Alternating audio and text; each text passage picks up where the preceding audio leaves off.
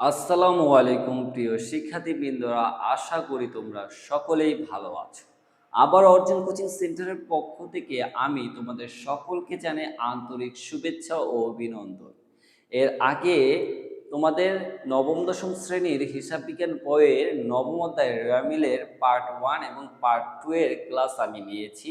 সেখানে আলোচনা করেছি রেয়ামিল কাকে বলে, রেয়ামিলের গুরুত্ব বিষয়বলী এবং রেয়ামিল কোন ছকে লিখতে হয়, এবং আমি আলোচনা করেছি অনিশ্চিত হিসাব কাকে বলে, অনিশ্চিত হিসাব কখন ডেবিট পাশে বসবে, কখন ক্রেডিট পাশে বসবে।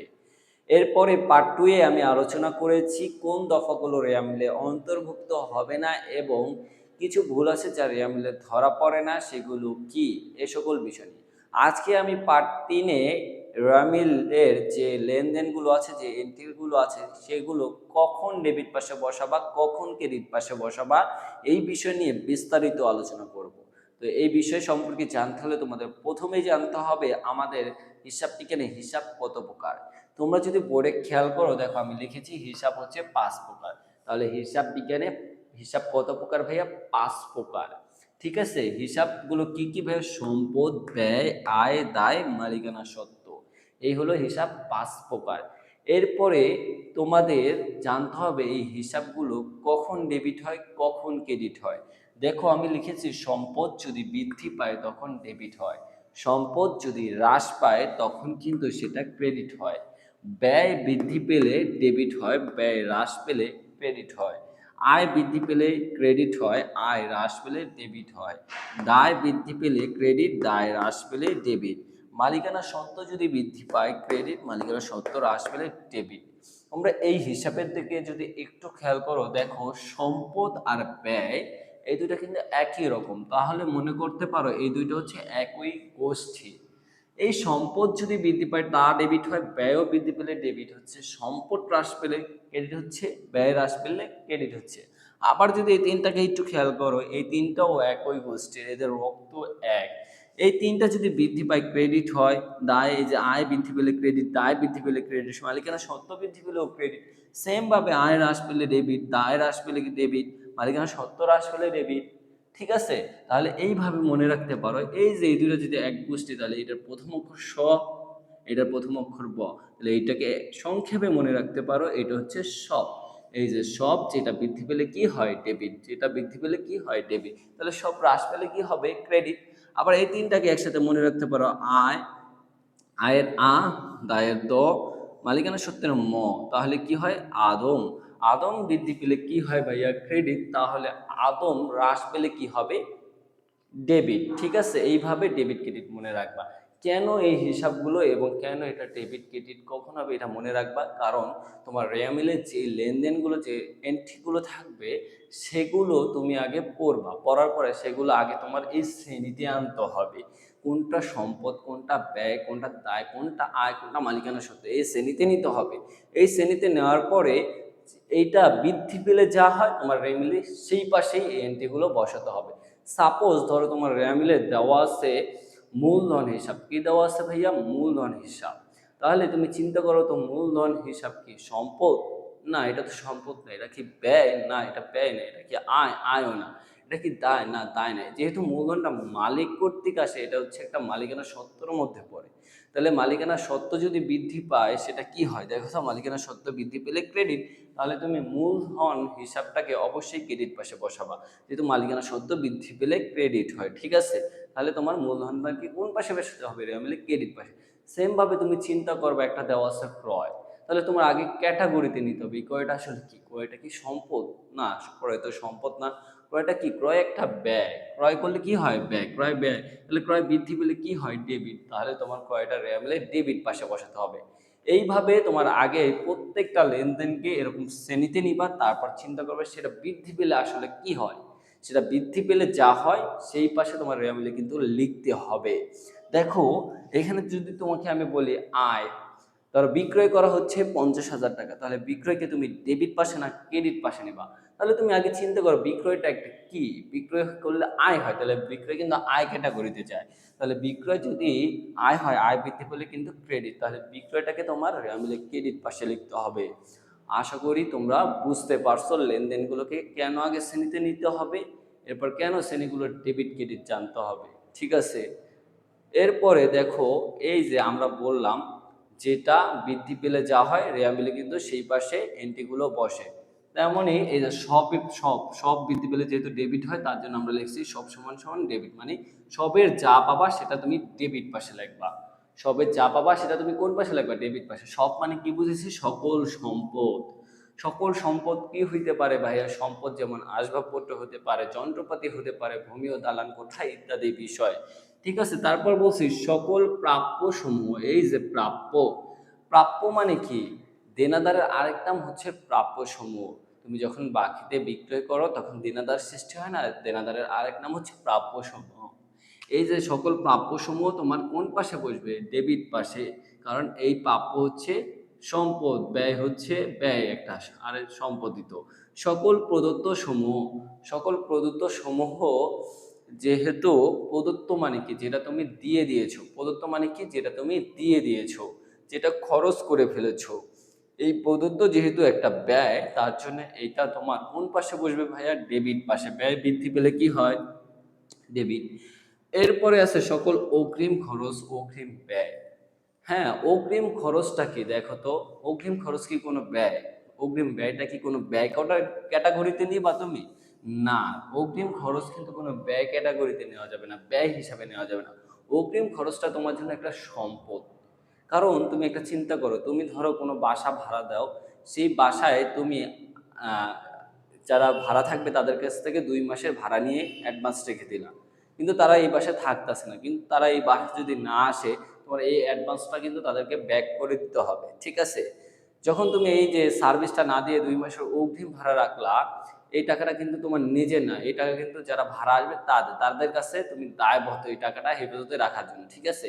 তাহলে অগ্রিম এরকম এরকম অগ্রিম খরচ যারা খরচ করে অগ্রিম, তাদের জন্য কি? সম্পদ। আর যারা এই টাকাটা রাখে তাদের জন্য কি? দায়, ঠিক আছে। তাহলে অগ্রিম খরচ আমাদের জন্য কি? চলতি সম্পদ। অগ্রিম খরচ আমাদের জন্য চলতি খরচ। আমরা যদি অগ্রিম কোনো টাকা দিয়ে রাখি, আমি সুবিধা যদি না পাই, তখন আমার জন্য কি হবে? সেটা চলতি সম্পদ, ঠিক আছে। অগ্রিম খরচ আমাদের জন্য চলতি সম্পদ, যারা ব্যয় করে, ঠিক আছে। অগ্রিম খরচ হচ্ছে চলতি সম্পদ, তার জন্য এটা কি হবে? এটা একটা ডেবিট পাশে বসবে, ঠিক আছে। এরপরে আছে সকল বকেয়া আয়। বকেয়া আয়, এই যে একটু আগে যে আমি উদাহরণটা দিলাম, বকেয়া আয় কি? আমি আয় করেছি, ধরো আমি কোনো প্রতিষ্ঠানে সেবা দিয়েছি, আমি একজন ডক্টর, ঠিক আছে। আমি কি করেছি? সেবা দিয়েছি, কিন্তু আমার পেমেন্টটা কেউ না দিয়ে বলেছে আমি আগামী মাসে দিব। আমি সেবা প্রদান করে দিয়েছি, কিন্তু এখনো আমি যদি পেমেন্ট না পাই, সেটা হচ্ছে আমার বকেয়া আয়। এই বকেয়া আয়টা আমাদের জন্য একটা চলতি সম্পদ। বকেয়া আয়ও কি? আমাদের জন্য একটা চলতি সম্পদ, এটাও তার জন্য ডেবিট পাশে বসবে। এরপরে হচ্ছে কমিশন। অনেক সময় শুধু কমিশন থাকে, কমিশন যদি আমরা পাই সেটা আমাদের জন্য আয়। প্রাপ্তি হলে আয়, কমিশন প্রদান করলে সেটা ব্যয়। কিন্তু অনেক সময় কমিশন থাকে, এরকম ভাড়া থাকে, বাট্টা থাকে, সুদ থাকে, এগুলো প্রাপ্তি প্রদান উল্লেখ না থাকলে প্রদান ধরে ডেবিট করতে হয়। এইগুলো অনেক সময় শুধু এরকম কমিশন দেওয়া থাকে, ভাড়া দেওয়া থাকে, বাটা থাকে, সুদ থাকে, এটা প্রাপ্তি হচ্ছে না প্রদান দেওয়া হচ্ছে, এরকম উল্লেখ করা থাকে না। তাহলে এরকম শুধু এরকম থাকলে তাহলে তোমরা কি করবা? সেটাকে প্রদান ধরে ডেবিট করে দিবা, ঠিক আছে। প্রদান করলে ব্যয় হবে, এই জন্য ডেবিট। এরপরে দেনাদারের বিভিন্ন নাম। দেনাদার যেহেতু ডেবিট, দেনাদার আমাদের জন্য চলতি সম্পদ। দেনাদার যেহেতু ডেবিট, দেনাদারের বিভিন্ন নাম থাকতে পারে, যেমন প্রাপ্য হিসাব। প্রাপ্য হিসাব থাকতে পারে বুক ডেট, ডেট অফ টস, এটা থাকতে পারে পুস্তক ঋণ। তারপর হচ্ছে বিক্রয় খতিয়ানের জের। তারপর হচ্ছে পাওনা। এই পাওনা, আবার মনে করো না পাওনা মানে পাওনাদার। পাওনা মানে কি? তুমি যার কাছ থেকে টাকা পাবা, পাওনা মানেই তুমি পাবা, এরকম কিছু, তার জন্য এটা দেনাদার, ঠিক আছে। এগুলো থাকলে সবসময় কি করবা? ডেবিট। এরপরে এরপরে তুমি ক্রেডিট পাশের আদমের জিনিসগুলো চিন্তা করো। এই যে শরিয়াতে আয়, তার জন্য সকল আয় বা লাভ হচ্ছে তোমার কি হবে? ক্রেডিট, ঠিক আছে। যেমন বিক্রয়, বিক্রয় হচ্ছে আয়, আয় এর জন্য ক্রেডিট হবে বিক্রয়। সকল দায়, যেমন পাওনাদার, সকল দায় সমূহ কি হবে? ক্রেডিট। যেমন পাওনাদার একটা দায়, দায় পাওনাদার কি হয়? ক্রেডিট। তারপর হচ্ছে সকল প্রাপ্তি বা প্রাপ্ত সমূহ, যা তুমি পেয়ে গিয়েছো, একবারে প্রাপ্তি পেয়ে গিয়েছো, ঠিক আছে। যেমন তুমি সেবা প্রদান করে যে টাকাটা পাও, সেটা তোমরা কিন্তু পেয়ে যাও, পেয়ে পেয়ে গিয়েছো, যেটা বকেয়া নাই, যেটা পেয়ে গিয়েছো সেটাকে কি বলা হয়? প্রাপ্তি। আর এই প্রাপ্তি হলো একটা আয়। আয় হলে কি হয় ভাইয়া? ক্রেডিট হয়। এরপর হচ্ছে সকল প্রদেয় সমূহ। প্রদেয়, প্রদেয় মানে কি ভাইয়া? যেটা এখনো দেও নাই, যেটা দিতে হবে। প্রদেয় মানে হচ্ছে যেটা দেওয়া নাই, আর প্রদত্ত মানে কি, যেটা দিয়ে দিয়েছো। আর প্রদেয় মানে হচ্ছে যেটা দিতে হবে এখনো দেওয়া নাই। ঠিক আছে, ধরো তুমি কারো কাছ থেকে বাকিতে পণ্য ক্রয় করছো, তাকে এখন কি করতে হবে, টাকা দিতে হবে, দেওয়া নাই, এই যে দিতে হবে এটাকে বলে প্রদেয়। এটা একটা হচ্ছে দায়, তার জন্য এটা কি বসে, ক্রেডিট পাশে বসে। ঠিক আছে, আর এই প্রদত্ত মানে কি, দিয়ে দিয়েছো, এই প্রদত্ত মানে খরচ, তার জন্য এটা ডেবিট পাশে বসে। সেম ভাবে প্রাপ্য মানে কি, তুমি পাবা, পাও নাই, পাবা, কারো কাছ থেকে টাকা পাবা, এই পাবা, তার জন্য এটা একটা সম্পদ, এটা ডেবিট পাশে বসে। কিন্তু প্রাপ্তি বা প্রাপ্ত, এটা মানে তুমি পেয়ে গিয়েছো, এটা তোমার আয় হয়েছে, এটা তোমার কি হয়েছে, আয়, তার জন্য এটা ক্রেডিট পাশে। ঠিক আছে, এই চারটা পার্থক্য কিন্তু বুঝতে হবে। এরপরে দেখো এখানে বলেছি আমরা সকল আয় অগ্রিম।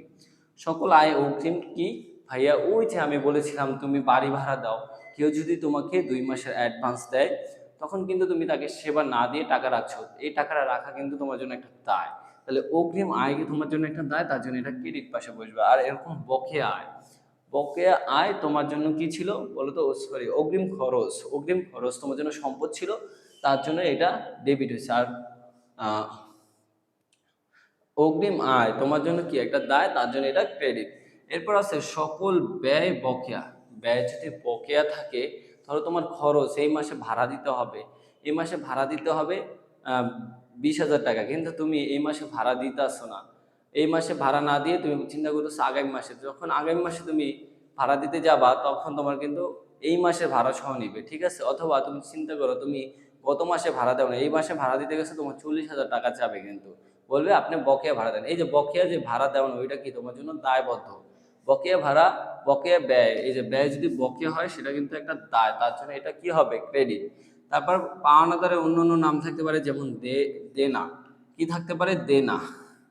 পাওনাদারের অন্য নাম কি থাকতে পারে ভাইয়া, দেনা থাকতে পারে, দেনা। এই দেনা মানে কি, দেনা মানে, দেনা তো আর ভাবা যাবে না, দেনা মানে হচ্ছে তুমি দেনা আসো, তোমার কাছে মানুষ টাকা পাবে, এই দেনা থাকলে তোমরা ক্রেডিট পাশে লিখবা। ক্রয় খতিয়ানের জেদ থাকলে মানে পাওনাদার বুঝে সেটাকে ক্রেডিট পাশে লিখবা। এরপরে আরেকটা ব্যতিক্রম জিনিস মনে রাখতে হবে, সবসময় উত্তোলন সবসময় ডেবিট হয়, মূলধন সবসময় কি হয়, ক্রেডিট হয়। কিন্তু এদের সুদ থাকলে উল্টো হবে। উত্তোলন নর্মালি সবসময় কি হবে ভাইয়া, ডেবিট, কিন্তু উত্তোলনের সুদ থাকলে সেটা ক্রেডিট পাশে লিখতে হবে। মূলধন সবসময় কি হয় ভাইয়া, ক্রেডিট হয়, কিন্তু মূলধনের সুদ থাকলে সেটাকে কি, কোন পাশে লিখতে হবে, ডেবিট পাশে। ঠিক আছে, মূলধন সবসময় ক্রেডিট, মূলধনের সুদ থাকলে সেটাকে কিন্তু ডেবিট পাশে লিখতে হবে।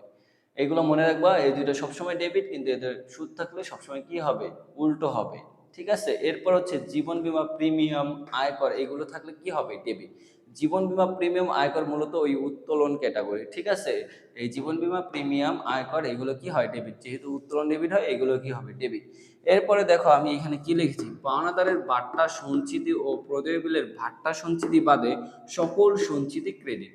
তার মানে তুমি চিন্তা করবা কি, সঞ্চিতি পেলেই সেটা ক্রেডিট পাশে লিখবা, সঞ্চিতি থাকলেই সেটা ক্রেডিট পাশে। কিন্তু তুমি দেখবা পাওনাদারের বাট্টা সঞ্চিতি আছে কিনা, পাওনাদারের বাট্টা সঞ্চিতি থাকলে সেটা ডেবিট পাশে। দেখবা প্রদেয় বিলের বাট্টা সঞ্চিতি আছে কিনা, প্রদেয় বিলের বাট্টা সঞ্চিতি থাকলে সেটা ডেবিট পাশে। এই দুইটা বাদে সকল সঞ্চিতি ক্রেডিট।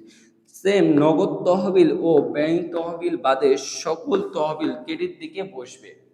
সকল তহবিল কোন দিকে বসবে, ক্রেডিট। তাহলে তুমি দেখবা তহবিল থাকলেই ক্রেডিট পাশে বসবে, কিন্তু একটু খেয়াল করে দেখতে হবে নগদ তহবিল আছে কিনা, ব্যাংক তহবিল আছে কিনা।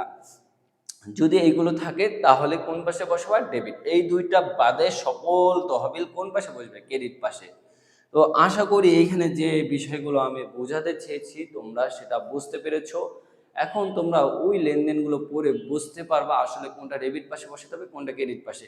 কিন্তু একটা জিনিস আমি তোমাদেরকে বলেছি, এই যে সম্পদ ক্যাটাগরিতে নিবা, ব্যয় ক্যাটাগরি, আয় ক্যাটাগরি, দায় ক্যাটাগরি, মালিকানা সত্ত্ব ক্যাটাগরি, এগুলো বৃদ্ধি পেলে যা হয় সেই পাশে তুমি বসাবারে, তাই না। অনেক সময় আর একটু ডিপলি চিন্তা করতে হবে। যেমন আমি একটা আয়ের উদাহরণ দিই, বিক্রয়, বিক্রয় তুমি চিন্তা করো, এটা যেহেতু আয়, এটা বৃদ্ধি পেয়েছে, ক্রেডিট পাশে বসবে। কিন্তু যদি বিক্রয় ফেরত থাকে, বিক্রয় ফেরত থাকলে কি করবা, বিক্রয় ফেরত কি তোমার আয়, না, তুমি আয় ক্যাটাগরিতে নিবা বিক্রয় আয়, কিন্তু বিক্রয় ফেরত দিলে তো এই আয়টা হ্রাস পায়, তখন কিন্তু তুমি ক্রেডিট, এই বিক্রয় ফেরত আয় এটা যদি হ্রাস পায় কি হয়, ডেবিট। তাহলে বিক্রয় ফেরত কোন পাশে যাবে, ডেবিট। এরকম চিন্তা করেও মাঝে মধ্যে কি ডেবিট হবে কিনা ক্রেডিট হবে, এটা চিন্তা করেও তোমাদের কি করতে হবে, লিখতে হবে। ঠিক আছে, তারপরে তুমি যদি চিন্তা করো ক্রয় একটা ব্যয়, ক্রয় তো নর্মালি কোথায় বসে? ডেবিট। তাহলে ক্রয় ফেরত থাকলে এটা কি হবে? ডেবিট পাশে বসবে না। ক্রয় ফেরত হলে এই যে ক্রয় একটা ব্যয় হতো, এই ব্যয়টা কিন্তু হ্রাস পায়। তাহলে ব্যয়টা হ্রাস পেলে কি হয়? এটা ব্যয়টা হ্রাস পেলে ক্রেডিট। তাহলে ক্রয় ডেবিট পাশে বসে, ক্রয় ফেরত ক্রেডিট পাশে। তাহলে তোমরা এরকম বিভিন্নভাবে চিন্তা করে বা এই টেকনিকগুলো ফলো করে তোমরা কিন্তু মিলে লেনদেনগুলো বসাতে পারো। আশা করি আমি যা বোঝাতে চেয়েছি সেগুলো তোমরা খুব ভালোভাবেই বুঝতে পেরেছো।